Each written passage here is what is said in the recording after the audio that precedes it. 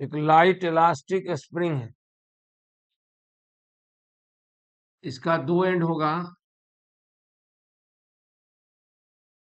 एक free and को vertical line से सस्पेंड कर देते हैं, वर्टिकल सेलिंग से, और लटका कर छोड़ देते हैं फ्रीली। स्प्रिंग में अपना कोई मास नहीं है, मगर स्प्रिंग इलास्टिक है, उस पर जो फोर्स इलास्टिक फोर्स होगा तब होगा जब इसमें लेंथ में चेंज आए, और अभी अनस्ट्रेच्ड है और इसका कोई अपना वेट भी नहीं है और इसके साथ कोई मास अटैच नहीं, इसलिए इसके लेंथ में कोई चेंज नहीं आएगा, इसलिए स्प्रिंग अपने नेचुरल लेंथ में है। और ये एंड अनस्ट्रेच्ड पोजीशन है।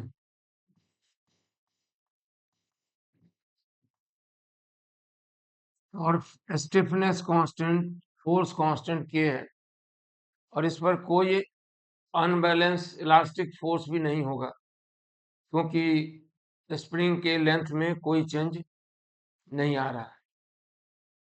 अब इससे एक एम मास का ब्लॉक अटैच करते हैं। जैसे ही एम मास का ब्लॉक अटैच होगा, इस पर एक अनबैलेंस फोर्स रहेगा जिसका डायरेक्शन वर्टिकली डाउनवर्ड होगा, उसे कहते हैं फोर्स ऑफ ग्रेविटी। और ये फोर्स ऑफ ग्रेविटी ये डाउनवर्ड डायरेक्शन में होगा। इस फोर्स ऑफ ग्रेविटी के कारण ये बॉडी एक्सेलरेट होगा डाउनवर्ड, ठीक है। और जब वो डाउनवर्ड एक्सेलरेट होगा तो उस पर एक फोर्स एक्ट करेगा, और वो फोर्स उस इलास्टिक फोर्स डेवलप करेगा। इस पॉइंट पर, जिसको हम पॉइंट ओ मानते हैं, जब स्प्रिंग अनस्ट्रेच्ड है, यानी स्प्रिंग के लेंथ में कोई चेंज नहीं आया है, तो उस समय इलास्टिक फोर्स जीरो है। जैसे ही वो डाउनवर्ड मूव किया, थोड़ा सा एलिमेंट्री डिस्प्लेसमेंट हुआ, उस पर एक इलास्टिक फोर्स एक्ट करेगा, और वो इलास्टिक फोर्स अपवर्ड होगा, लेकिन वो ग्रेविटी के बराबर नहीं होगा, छोटा होगा, इसलिए रिजल्टेंट एक्सेलरेशन डाउनवर्ड होगा और बॉडी नीचे उतरता जाएगा, और एक पोजीशन आएगा यहाँ, जिस जगह पहुंचकर स्प्रिंग में इतना चेंज आ जाएगा लेंथ में, मान लो एक्स नॉट चेंज आ गया, इतना चेंज आ गया कि इलास्टिक फोर्स के एक्स नॉट का वैल्यू ग्रेविटी से पहली बार बैलेंस्ड होगा और बॉडी इक्विलिब्रियम को अटेन करेगा। ये पोजीशन कहलाएगा इक्विलिब्रियम पोजीशन।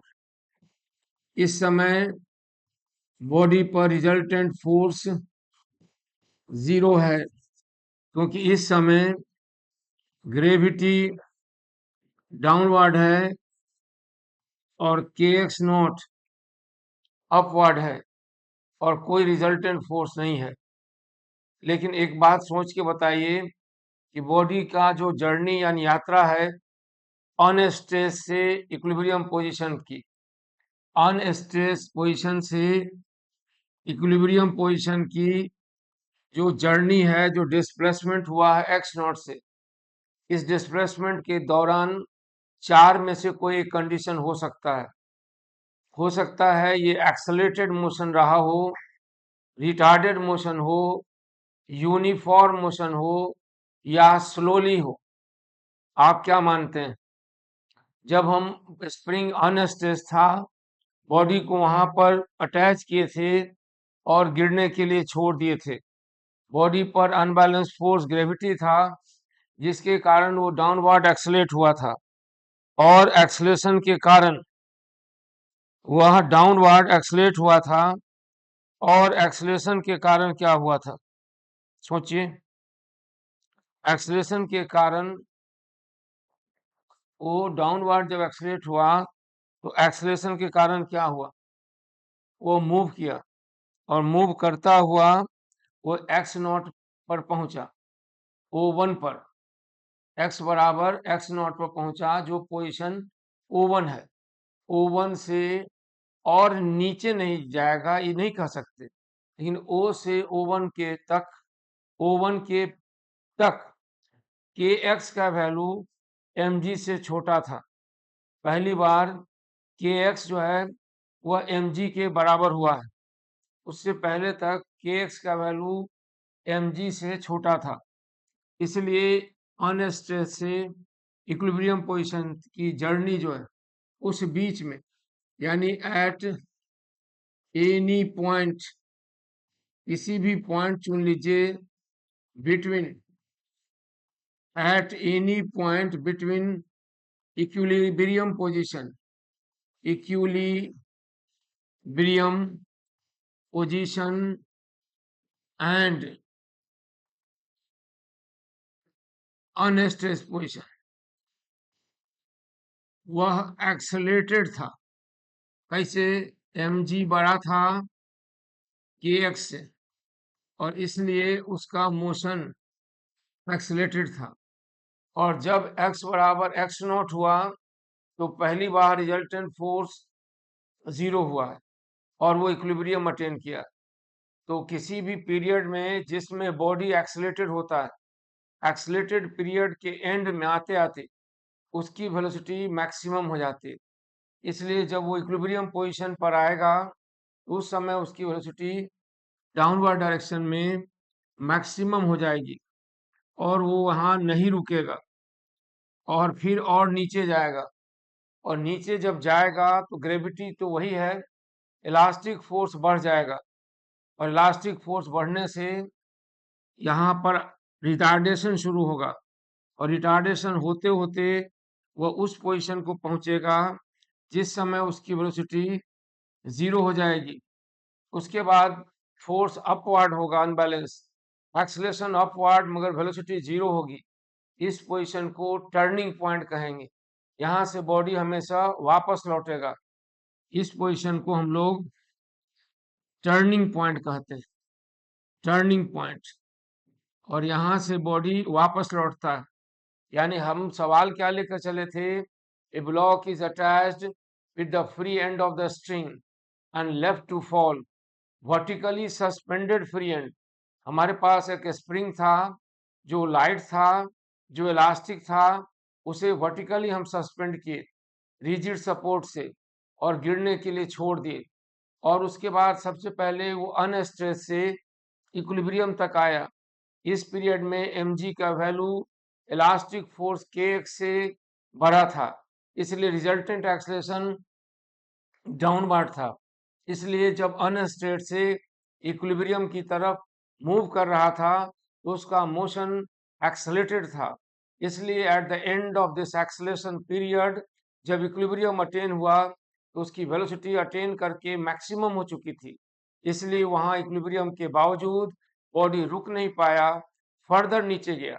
अब जब वो फर्दर नीचे गया तो इलास्टिक फोर्स अपवर्ड mg से बड़ा हो चुका है, रिजल्टेंट फोर्स अपवर्ड है और बॉडी का मोशन डाउनवर्ड है। मोशन के अपोजिट जब फोर्स हो तो रिटार्डेशन होता है।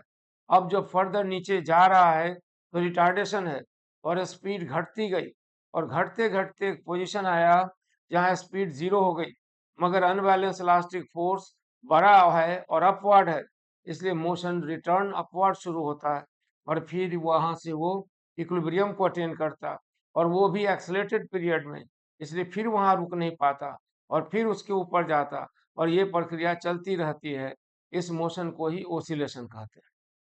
हम लोग इस स्प्रिंग के फोर्स को एक बार Newton's law of motion chapter में पढ़े थे, एक बार अभी पढ़ रहे हैं, फिर आगे सिंपल हार्मोनिक ओसिलेशन में भी पढ़ेंगे।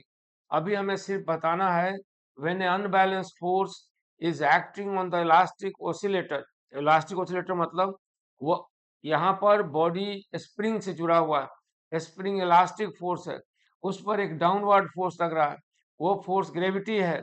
यहाँ से यहाँ तक का जर्नी में दो कंजर्वेटिव फोर्स अगेन, एक फोर्स ऑफ ग्रेविटी वो भी कंजर्वेटिव है और एक इलास्टिक फोर्स वो भी कंजर्वेटिव है। और आप जानते हैं कि जो कंजर्वेटिव फोर्स होता है उसके नाम से एक पोटेंशियल अकाउंट होता है, यहाँ भी पोटेंशियल अकाउंट बनेगा और उस पोटेंशियल अकाउंट पर हम एनर्जी कंजर्वेशन का कंडीशन अप्लाई कर सकते हैं। तो वही हमें एक बार फिर सीखना है कि सवाल ये है कि there is a block of mass m attached with free end of a vertically suspended elastic light spring. The block is attached and left to fall under gravity. The journey starts from unstressed position.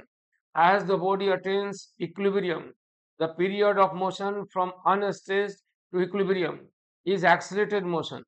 Therefore, at the equilibrium position, body is not at rest, rather body gains velocity and moves further downward till its velocity becomes zero. Where its velocity becomes zero, its total energy is potential energy, and the position is where velocity is zero but the unbalanced force is upward, so the body returns back. This position is called turning point. हम energy conservation apply करके और equilibrium का condition apply करके दो बातें पता करनी है, where the equilibrium position is attained and where the body returns, up to what distance the body move under the elastic force along with force of gravity. इस पर एनर्जी कंजर्वेशन अप्लाई करना सीखना है। यही टॉपिक को फिर oscillation में भी पढ़ें। ठीक है, एक बार फिर से देखते हैं और एनर्जी कंजर्वेशन अप्लाई करना सीखते हैं। जब दो कंजर्वेटिव फोर्स लग रहे हैं, एक है फोर्स ऑफ ग्रेविटी और एक है इलास्टिक फोर्स, और दोनों संयोग से कंजर्वेटिव फोर्स है, दोनों के नाम से पोटेंशियल अकाउंट डिफाइन होगा। तो चलिए डायग्राम बनाते हैं and how to apply the energy conservation principle, इस पर बात करते हैं। तो शुरू करते हैं यहाँ से। ये एक रिजिड सपोर्ट है, हर पॉइंट को एक्सप्लेनेशन मांगता है। जहाँ पर जो वर्ड आए नहीं समझ में आए तो मैसेज जरूर कीजिए ताकि बता सकें, ताकि जो टाइम लग रहा है, इन्वेस्ट हो रहा है, उस टाइम का कुछ रिटर्न भी आए, केवल रस्म अदायगी न रह जाए। ये देखिए, ये इसको हम लिखते हैं रिजिड सपोर्ट। अभी ये कौन सा सवाल पढ़ रहे हैं? तो अभी हम सिर्फ application of law of conservation of energy, how to apply the principle of conservation of energy when two conservative forces are acting, one is gravity and other is elastic force। यही हमें सीखना है। ये स्प्रिंग होगी। अब ये जो position है स्प्रिंग का, ये अनस्ट्रेस्ड पोजीशन है। इस समय स्प्रिंग स्ट्रेस्ड नहीं है। हमेशा इलास्टिक पोटेंशियल रेफरेंस के रूप में अनस्ट्रेस्ड पोजीशन को लेना कन्वीनियंट होता है, इसलिए हम लोग इसको ही मान लेंगे इलास्टिक पोटेंशियल रेफरेंस। मतलब समझे, इस पोजीशन पर जब बॉडी होगा तो उस समय उसकी एनर्जी को जीरो माना जाएगा। अब यहाँ पर बॉडी को अटैच किए और गिरने के लिए छोड़ दिए। अब यहाँ से फर्दर नीचे जा रहा है, ये पोजीशन है इक्विलिब्रियम पोजीशन। इसकी परिभाषा है where the resultant force becomes zero, जहां रिजल्टेंट फोर्स जीरो हो जाए, ये इक्विलिब्रियम पोजीशन है। यहाँ पर फोर्स ऑफ ग्रेविटी है डाउनवर्ड और के एक्स नॉट है elastic force upward, and x not वो डिस्टेंस है जो ये चलता है डिस्प्लेसमेंट के दौरान। एक्स नॉट ये इक्विलिब्रियम शिफ्ट भी इसको बोलते हैं। X not is called equilibrium shift, क्योंकि पहले जब ग्रेविटी वाला फोर्स नहीं था तो इक्विलिब्रियम अटेन होता था अनस्ट्रेस्ड पोजीशन में, और जब से ग्रेविटी आ गया इक्विलिब्रियम अटेन हो रहा है उससे नीचे। ये अनस्ट्रेस्ड से इक्विलिब्रियम के बाद ये लास्ट पोजीशन है, इसके और नीचे नहीं जाता। इसे हम टर्निंग पॉइंट भी बोलते हैं। रिटर्निंग पॉइंट जहां से लौटेगा बॉडी, ठीक है। तो इक्विलिब्रियम शिफ्ट का पता फोर्स से लगाते हैं, from equation of equilibrium, equation of equilibrium.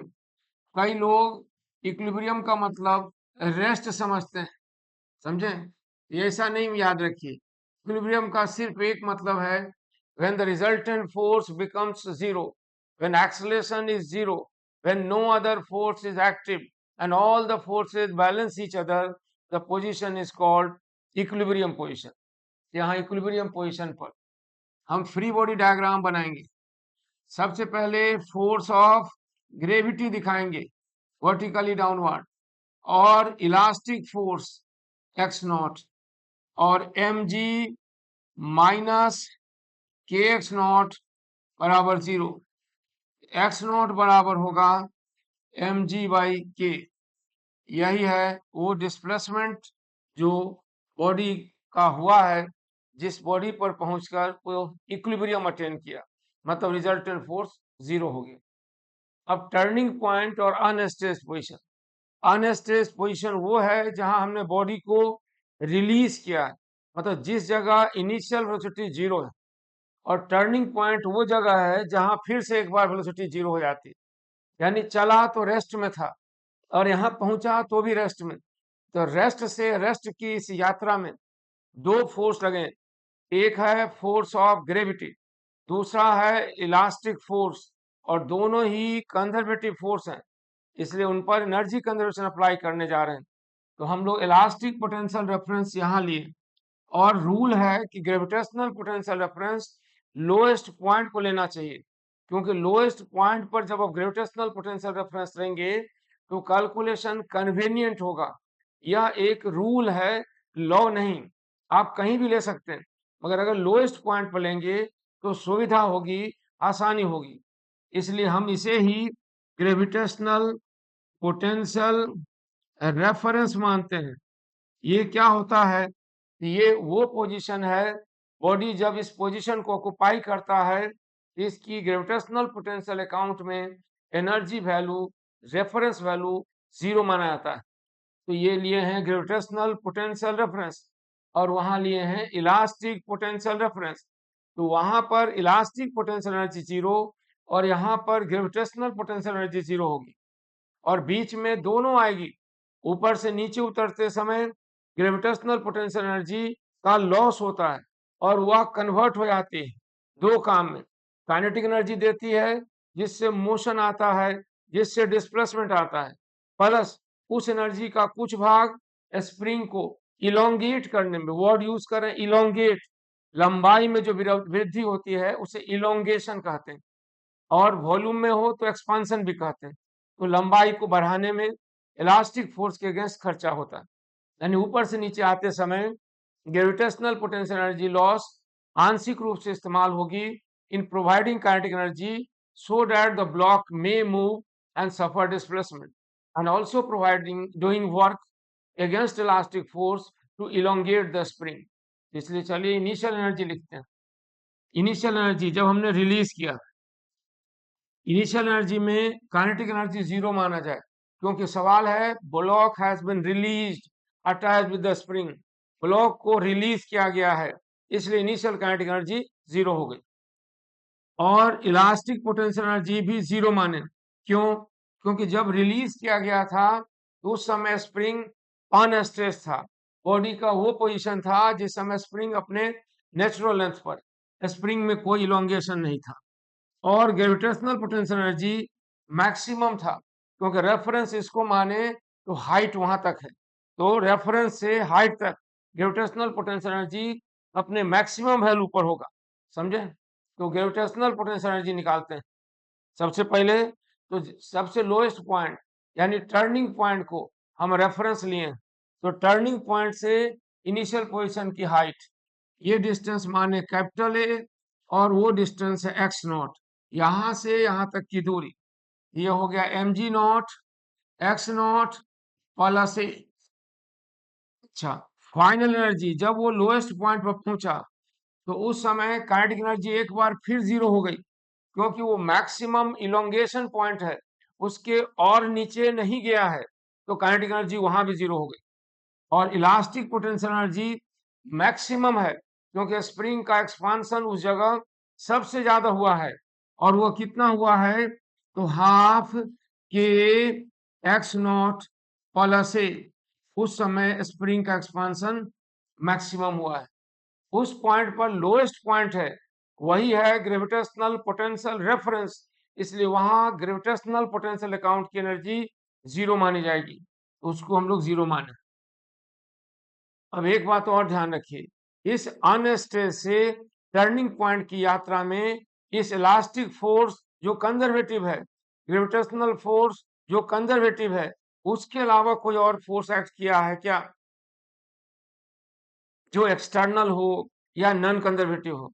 Non conservative force के नाम पर अब तक हम लोग फ्रिक्शन जानते हैं, तो फ्रिक्शन तो एक्ट नहीं किया। एयर रेजिस्टेंस हो सकता था, लेकिन किसी भी सवाल में जब तक एयर रेजिस्टेंस मेंशन किया ना रहे, आपको कंसीडर नहीं करना चाहिए, इसलिए एयर रेजिस्टेंस भी नहीं। कोई एक्सटर्नल फोर्स कोई खींच रहा हो, कोई डोरी हो, ऐसा भी नहीं है, तो इसलिए हम कह सकते हैं work done by external force is zero. और ये भी लिख सकते हैं कि work done by non conservative force is also zero. अब एनर्जी कंजर्वेशन का जो बेसिक इक्वेशन है उसका यूज करेंगे। शुरू में हम लोग पूरी तरह प्रिंसिपल का यूज करें, और टाइम लंबा लगे या भारी लगे तो भी, क्योंकि बाद में हम शॉर्टकट्स एंड ट्रिक्स इस्तेमाल कर पाएंगे, वरना शुरू में ही सब बर्बाद हो गया। इक्वेशन क्या है? इक्वेशन ये है कि ई एफ माइनस ई आई बराबर होता है work done by external force plus work done by non conservative force, और यहाँ वैल्यू रखिएगा तो फाइनल के तौर पर आ रहा है half k x naught plus A का होल स्क्वायर, और इनिशियल है height M G X naught plus A बराबर जीरो, और बाकी सब जीरो।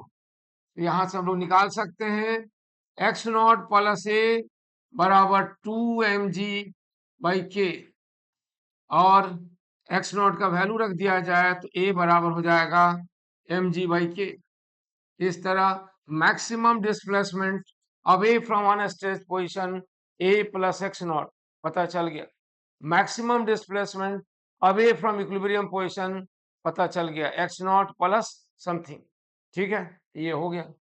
और कितना, अब एक सवाल है इसी में कि दिखाएं कि जब ये अनस्टेट से इक्विलिब्रियम पर आएगा तो ग्रेविटेशनल पोटेंशियल एनर्जी में जो लॉस होगी उसका आधा हिस्सा इसको काइनेटिक एनर्जी में कन्वर्ट होगा, और आधा हिस्सा स्प्रिंग के इलास्टिक पोटेंशियल एनर्जी में जाएगा।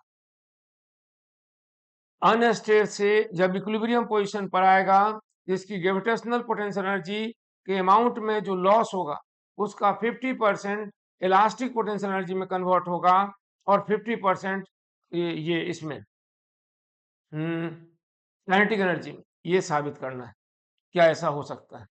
तो पहले हम निकालते हैं एक बार मैक्सिमम हाइट पर टोटल एनर्जी और यहाँ की एनर्जी, और उन दोनों एनर्जी को मिलाएंगे तो पता चलेगा काइनेटिक एनर्जी कितना परसेंट है और इलास्टिक पोटेंशियल एनर्जी कितना परसेंट है।